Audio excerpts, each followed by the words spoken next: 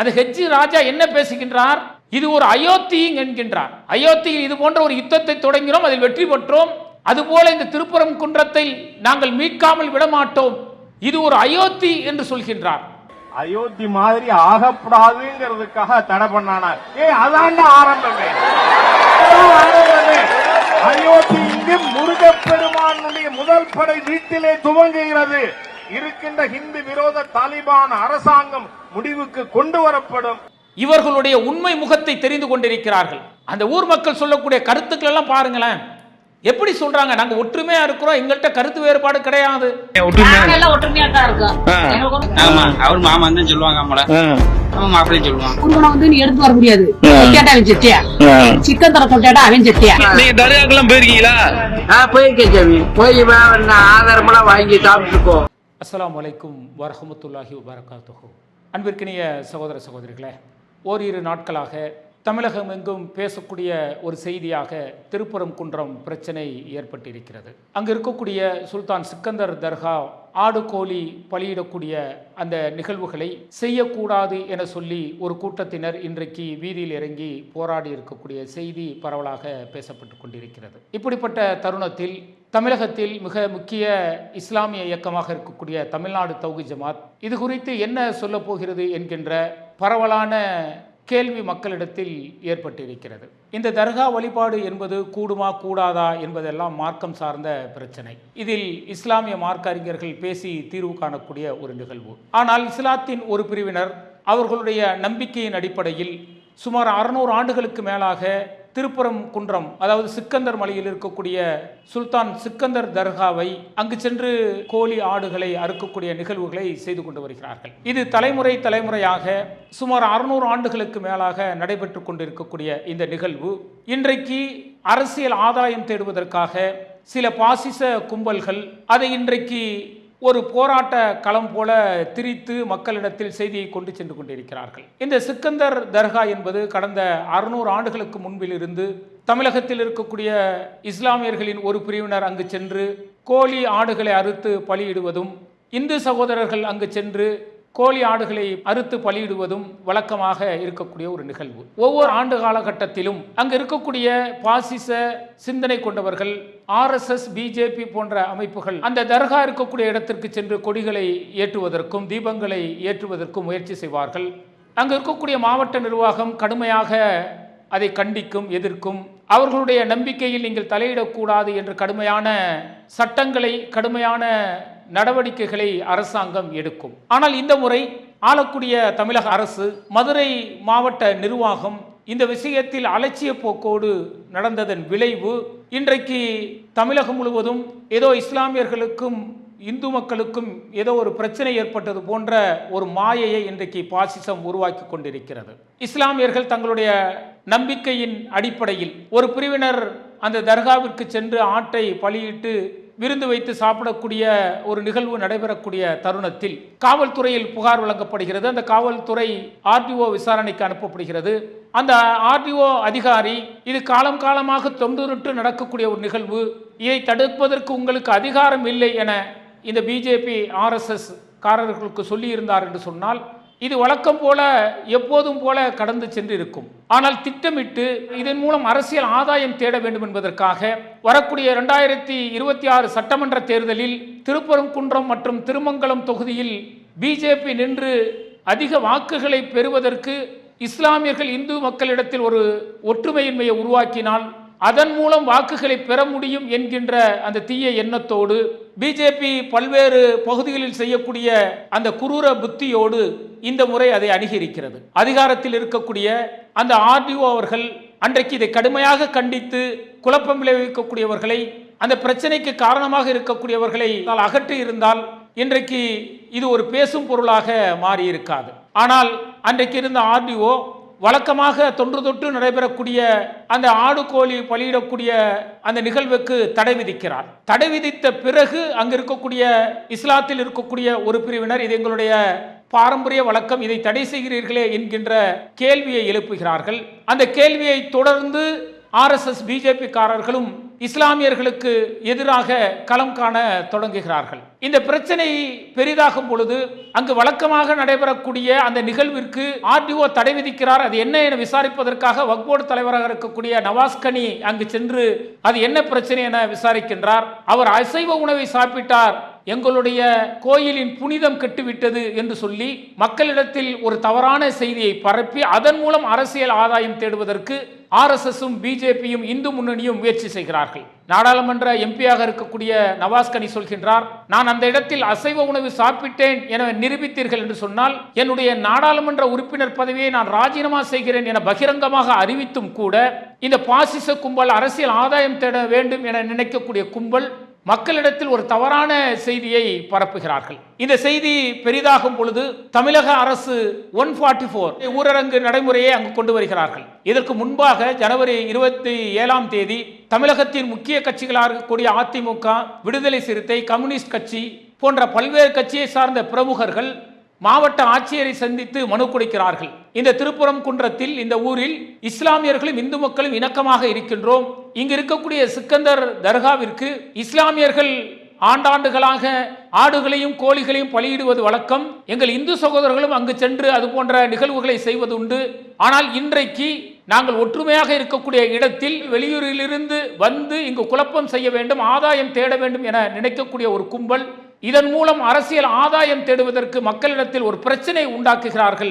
இதற்கு மாவட்ட நிர்வாகம் நல்லதொரு முடிவை எடுக்க வேண்டும் என்று அனைத்து எதிர்க்கட்சிகளும் ஒன்றிணைந்து மாவட்ட ஆட்சியரிடத்தில் மனுவை கொடுத்து வருகிறார்கள். தொன்று தொட்டு நடக்கக்கூடிய ஒரு நிகழ்விற்கு ஆர்டிஓ அவர்கள் அன்றைக்கு தடை விதிக்கிறார். அந்த தடையை காரணமாக வைத்துக் கொண்டு ஆர்எஸ்எஸ் காரர்களும் பிஜேபி காரர்களும் இதை ஒரு போராட்ட களமாக மாற்ற வேண்டும், இங்கு இருக்கக்கூடிய சிக்கந்தர் தர்கா இடமாற்றப்பட வேண்டும் என சொல்லி ஒரு போராட்டத்தை நடத்துவதற்கு அவர்கள் முயல்கின்றார்கள். அப்பதான் தமிழக அரசு 144 சட்டத்தை கொண்டு வருகிறார்கள். அவர்கள் மதுரை உச்ச நீதிமன்றத்திற்கு சென்று ஆர்ப்பாட்டம் நடத்துவதற்கு அனுமதி கேட்கிறார்கள் என்று சொன்னால் இது பெரிய அளவிற்கு பிரச்சனையை உருவாக்குவதற்கு, அதன் மூலம் ஆதாயம் தேடுவதற்கு, மக்களிடத்தில் கலவரத்தை உண்டு பண்ணுவதற்கு இவர்கள் தமிழகத்தின் பல்வேறு பகுதிகளில் இருந்து இவர்கள் மக்களை திரட்டுகின்றார்கள் என்கின்ற தகவலை அரசு வழக்கறிஞர்கள் அன்றைக்கு நீதிமன்றத்தில் சொல்லி இருக்க வேண்டும். ஆனால் என்ன காரணத்திற்காகவோ வழக்கறிஞர்கள் தங்களுடைய வாதத்தை அழுத்தமாக சொல்லாமல் இந்த போராட்டம் நடத்துவதற்கு அவர்கள் எதிர்ப்பு தெரிவிக்காமல் இவர்கள் அந்த அழுத்தமான வாதத்தை வைக்காததன் காரணமாக நீதிமன்றம் அந்த கண்டன ஆர்ப்பாட்டத்தை நடத்துவதற்கு அனுமதி கொடுக்கிறது. அதில் வியப்பு என்னவென்று சொன்னால், அந்த நீதியை விசாரிக்கக்கூடிய நீதிபதி அவர்கள் அந்த சிக்கந்தர் மலையில் ஆடு கோழிகளை அறுப்பதற்கு ஏன் அனுமதித்தீர்கள் என்ற கேள்வியை அவர் எழுப்புகிறார். இது வியப்பாக இருக்கிறது. ஒரு 500 ஆண்டுகளாக இஸ்லாமியரில் ஒரு பிரிவினர் இதை தொன்று தொட்டு செய்து கொண்டு வருகிறார்கள். இவர்களை செய்வதற்கு நீங்கள் ஏன் அனுமதித்தீர்கள் என்கின்ற இவர் கேள்வியை எழுப்புகிறார் என்று சொன்னால் நீதிபதி அவர்களை இந்த கேள்வியை எழுப்புவது வியப்பாக இருக்கிறது. அப்ப நீதிபதி அனுமதி அளித்த பிறகு அன்றைக்கு இந்த போராட்டத்தை நடத்துவதற்கு பாசிச கும்பல் தயாராகிறார்கள். தமிழகத்தின் பல்வேறு மாவட்டங்களிலிருந்து அவர்கள் மக்களை கொண்டு வந்து அந்த போராட்டத்தை நடத்துகிறார்கள். போராட்டத்தில் அது ஹெச்சி ராஜா என்ன பேசுகின்றார்? இது ஒரு அயோத்தி என்கின்றார். அயோத்தியில் இது போன்ற ஒரு யுத்தத்தை தொடங்கினோம், அதில் வெற்றி பெற்றோம். அதுபோல இந்த திருப்புரம் குன்றத்தை நாங்கள் மீட்காமல் விடமாட்டோம், இது ஒரு அயோத்தி என்று சொல்கின்றார்.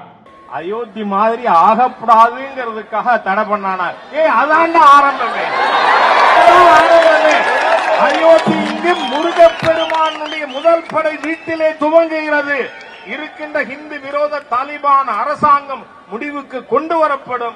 அப்ப இவர்களுடைய நோக்கம் என்ன? இந்த மலையை இஸ்லாமியர்கள் கைப்பற்றி விட்டார்கள் என்று ஒரு பொய்யான தகவலை சொல்கிறார் என்று சொன்னால் மக்களிடத்தில் ஒரு குழப்பத்தை ஏற்படுத்தி அதன் மூலம் அரசியல் ஆதாயம் தேடுவதற்கு இவர்கள் முயற்சிக்கின்றார்கள். இவர்கள் பல்வேறு காலகட்டங்களில் இந்து இஸ்லாமியர்களிடத்தில் இருக்கக்கூடிய ஒற்றுமையை குலைத்து அதன் மூலம் அரசியல் ஆதாயம் தேடுவதற்கு பல்வேறு முயற்சிகளை எடுத்தார்கள். ஆனால் தமிழகத்தில் இஸ்லாமியர்களும் இந்து சகோதரர்களும் ஒருவரை ஒருவர் புரிந்து கொண்டு இந்த பாசிச கும்பலின் அந்த கொடிய அந்த வலையை தெரிந்து கொண்டு அவர்களுடைய சூழ்ச்சியை புரிந்து கொண்டு அதில் மாட்டாமல் அவர்களை புறக்கணிக்கக்கூடிய நிகழ்வுகளை தொடர்ச்சியாக செய்து கொண்டிருக்கிறார்கள். அப்படிப்பட்ட தருணத்தில் எப்படியாவது ஆதாயம் தேடிவிட முடியாதா? வரக்கூடிய 2026 சட்டமன்ற தேர்தலில் முக்கிய கட்சிகள் எல்லாம் பிஜேபியை புறக்கணித்து விடுகின்றன. வாக்குகளின் எண்ணிக்கை சொற்பமாக மாறிவிடும். அதை மாற்றுவதற்கு, மக்களை மடைமாற்றி அதன் மூலம் ஆதாயம் தேடுவதற்கு என்ன செய்யலாம்? உணர்ச்சி ரீதியாக மக்களிடத்தில் பிளவுகளை உண்டாக்கலாம். என்பதற்காக இந்த திருப்பரங்குன்றம் பிரச்சனையை அவர்கள் கையில் எடுத்திருக்கிறார்கள். முருகன் கோயிலை அபகரிக்கப் போகிறார்கள், திருப்பரங்குன்றத்தில் இருக்கக்கூடிய முருகனை விரட்டி விடுவார்கள், அறுபடைகளில் ஒன்றான இந்த முருகன் நம்மை விட்டு போக போகிறார். நம்முடைய முருகனுடைய முதற் படை வீட்டை அபகரிக்கும் திட்டம் தானே. இந்துக்கள் நாம் இப்பொழுது வாழாவிருந்தால் நம் தமிழ் கடவுள் முருகனையும் தரித்திரனாக்கி விடுவார். முதல் படை வீட்டை கூறு போடுறதுக்கா யாருக்கு உரிமை இருக்கு என்று ஒரு தவறான செய்தியை மக்களிடத்தில் பதிவு செய்து இன்றைக்கு இவர்கள் இது போன்ற நிகழ்வுகளை ஏற்படுத்துகிறார்கள் என்று சொன்னால் இவர்களிடத்தில் எந்த அளவிற்கு எச்சரிக்கையாக இருக்க வேண்டும் என்பதை நாம் சொல்லி தெரிய வேண்டிய விஷயம் அல்ல. அந்த ஊரில் இருக்கக்கூடியவர்கள் பல்வேறு நபர்கள் இவர்களுடைய உண்மை முகத்தை தெரிந்து கொண்டிருக்கிறார்கள். அந்த ஊர் மக்கள் சொல்லக்கூடிய கருத்துக்கள் எல்லாம் பாருங்களேன், எப்படி சொல்றாங்க, நாங்க ஒற்றுமையா இருக்கிறோம், எங்கள்கிட்ட கருத்து வேறுபாடு கிடையாது. இதுக்கு முன்னாடி இந்த மாதிரி சண்டை எல்லாம் வந்திருக்கா? வரி வந்தது இல்ல, தள்ளின்னு யாரும் சொன்னது இல்ல. ஆமா, அவர் மாமா தான் சொல்லுவாங்க, அவன் மாப்பிள்ளையும் சொல்லுவான். முருகனை வந்து நீ எடுத்து வர முடியாது, கேட்டா அவன் செட்டியா, சிக்கன் தர சொல்லிட்டா அவன் செட்டியா. நீங்க தர்காக்கெல்லாம் போயிருக்கீங்களா? போயிருக்கேன் சாமி, போய் ஆதாரம் எல்லாம் வாங்கி சாப்பிட்டுருக்கோம். ஏன் இப்ப இந்த இப்படி பிரச்சனை? மோடி ஆட்சி வந்து அவங்களோட தூண்டுதல். தர்காக்கு போயிருக்கீங்களா? போய் அங்க போய் கடையே வச்சிருக்கேன், கறி கடை வச்சிருக்கேன். இல்ல நீங்க எப்படி இருக்கீங்க? ஒற்றுமை ஒற்றுமையா தான் இருக்கும், எங்களுக்கு ஒன்றும் பிரச்சனை இல்ல. இந்து முஸ்லீம் ரெண்டு வந்து அடிச்சுக்கிறாங்க.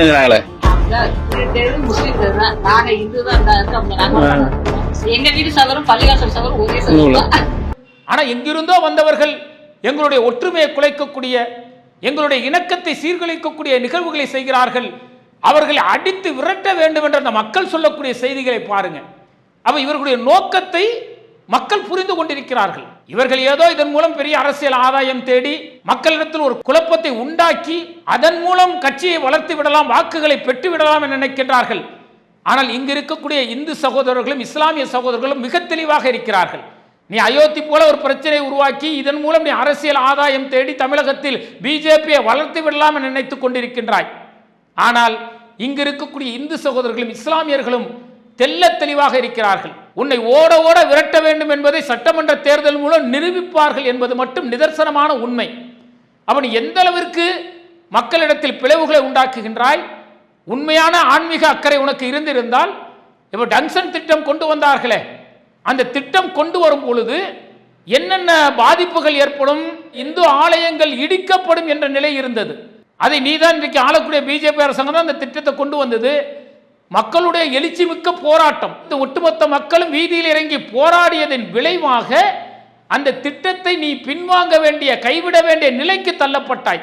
அவ உண்மையிலே நீ இந்து கோயில்களை மீட்க வேண்டும், இந்து கோயில்களை பாதுகாக்க வேண்டும் என்பது உன்னுடைய நோக்கமா, அல்லது அந்த கோவில்கள் மூலம் அரசியல் ஆதாயம் தேட வேண்டும் என்பது உன்னுடைய நோக்கமா என்பதை மக்கள் தெல்ல தெளிவாக தெரிந்து வைத்திருக்கிறார்கள். அப்ப இன்றைக்கு இஸ்லாமியர்களாக இருந்தாலும் சரி, மாற்று மத இந்து சகோதரர்களாக இருந்தாலும் சரி, பிஜேபியின் முகத்திரையை அவர்கள் கிழிப்பதற்கு தயாராக இருக்கிறார்கள். அதனாலதான் ஊடகங்கள் நீங்கள் பார்த்தீர்கள் என்று சொன்னால், நீங்க யூடியூப்பை பார்த்தாலும் சரி, மற்ற சமூக ஊடகங்களை பார்த்தாலும் சரி, பிஜேபியின் முகத்திரை கிழிக்கப்பட்டது.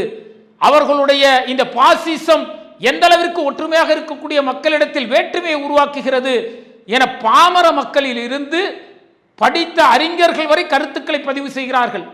பெரிய பெரிய அரசியல் வல்லுநர்கள், பெரிய பெரிய அதிகாரிகள், பல்வேறு சமூக தொண்டு ஆர்வலர்கள் எல்லோரும் கண்டிக்கிறார்கள். நீ இஸ்லாமியர்களை குறிவைத்து நீ பிளவுகளை உண்டாக்க வேண்டும் என்கின்ற நோக்கத்தில் செயல்பட்டாய் என்று சொன்னால் அதை நடுநிலையாக மக்களிடத்தில் நாங்கள் கொண்டு செல்வோம். உன்னுடைய சூழ்ச்சி வலையை மக்களிடத்தில் தெளிவுபடுத்துவோம். அதை தமிழ்நாடு தௌஹீத் ஜமாத் செய்யும், அதை செய்து கொண்டே இருக்கும் என்பதை இந்த நேரத்தில் நாங்கள் பதிவு செய்து கொள்கின்றோம். அஸ்ஸலாமு அலைக்கும் வரஹ்மத்துல்லாஹி வபரகாத்துஹு.